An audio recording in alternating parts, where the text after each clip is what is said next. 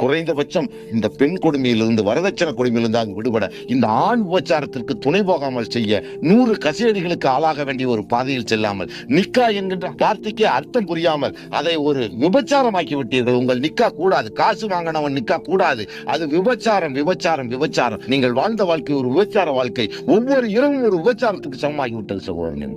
காசு வாங்கிய ஆணுடைய வாழ்க்கை நிக்கா அல்ல.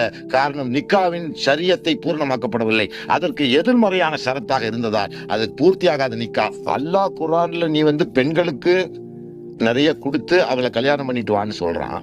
முஸ்லிம்களாகி நீங்கள் பொம்பளைக்கு பணம் கொடுத்து கல்யாணம் பண்ணவே எத்தனை பேரா இருக்கிறீங்க? 100ல எங்கேயாவது ஒருத்தர் இருப்பான். அப்போ பொம்பளைக்கு காசு கொடுக்காம காசு வாங்கிட்டு கல்யாணம் பண்ணவன் தான் 100க்கு 95 பேர் இருக்கிறான். இந்த 95 திருமணம்னா அல்லாஹ் சொன்ன முறைப்படி நடக்காதனால அத்தனையும் விபச்சாரம்.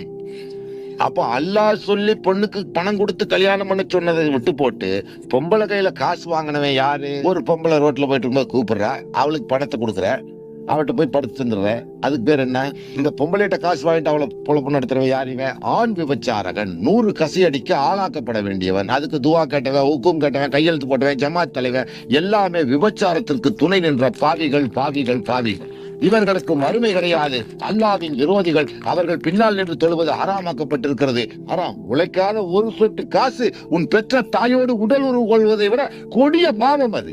அதை நீ தொட்டது பாவம். யாராவது நம் இளைஞர்கள் செய்திருந்தால் அந்த காசை உன்னால இப்ப கொடுக்க முடியலனாலும் உன் மனைவிட்ட போய் கையை பிடிச்சு அல்லாவுக்காக சபர் செஞ்சுக்கோ, நான் தெரியாம பணம் வாங்கிட்டேன், தெரியாம ஒருத்தன் வாங்க மாட்டான், இவன் தெள்ளவாரிப்பேன், தெரிஞ்சே தப்பு பண்ணிட்டேன், இப்ப என் மனசாட்சி உறுத்துது, நாளைக்கு மறுமையில ஹயாத்தோ மௌத்த அதை நான் கடனா எனக்கு சொல்லு, நீ உன் வாயில நான் உனக்கு கொஞ்சம் கொஞ்சமா கொடுத்துட்றேன், இந்தா முதல் தவணைன்னு ஒரு 10-50 எடுத்து அவ கையில வச்சு மீதிய தவணை முறையில் அவளுக்கு கழிச்சிட்டீங்கன்னா தான் அந்த விபச்சார பாவத்திலிருந்து மாறுவாய். இல்லை என்றால் உன்னுடைய பூர்த்தியான நிக்கா அல்ல.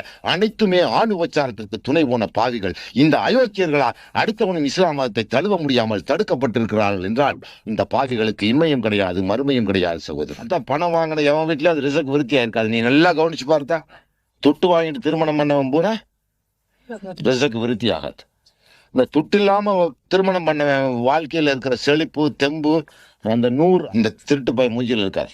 அந்த கல்யாண வீட்டுக்குள்ள போனா ஒரு ஹராமான செயல் நடக்கும் போது அங்க துணை நிக்காத, நின்னா அந்த லிஸ்ட்ல ஒன்னையும் சேர்த்துருவீங்க. ஒண்ணு கையால தடு, வாயால தடு, குறைந்த அளவு மனதளவில் வெறுப்பதை இறைவன் கடைசி பட்ச ஈமானாக சொல்லுகிறான். உங்களுடைய எதிர்கால வாழ்க்கையிலாவது உங்கள் பிள்ளை குட்டிகளாவது அல்லாஹ்வுக்கு ஒப்பானவர்களாக மாற்ற இன்றே அந்த ஹராமான செயலுக்கு, அந்த அருவருக்கத்தக்க செயலுக்கு, உங்கள் தாயோடு உடல் உறவு கொள்வதை விட பாவமான கொடிய அக்கிரம செயலுக்கு ஒரு முடிவு கட்டுங்கள் சகோதரர்களே. அதுதான் உங்களை தடுக்கிறது.